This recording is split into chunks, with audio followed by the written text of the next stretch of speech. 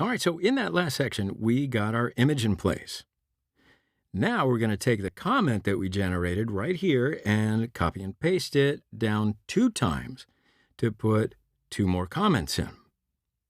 Now, as you might imagine, this is going to turn our app component into a little bit of a mess of JSX, and it's going to look a little bit challenging to understand at first glance. But after this process, you're going to quickly understand why we like to make reusable components.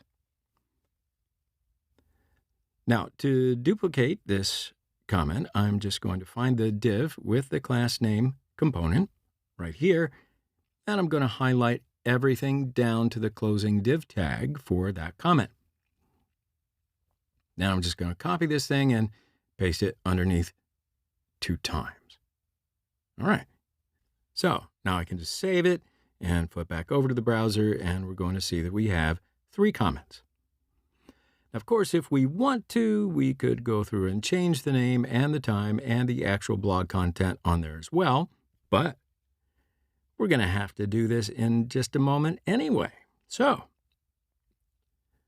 what if I told you to go and find the second comment and edit the title? Well, you're going to have to scroll through this thing and try to understand what you're looking at. By just duplicating all that JSX inside of a single component, we end up with a little bit of a mess. And it tends to be rather challenging for us to, well, make any updates to the app component.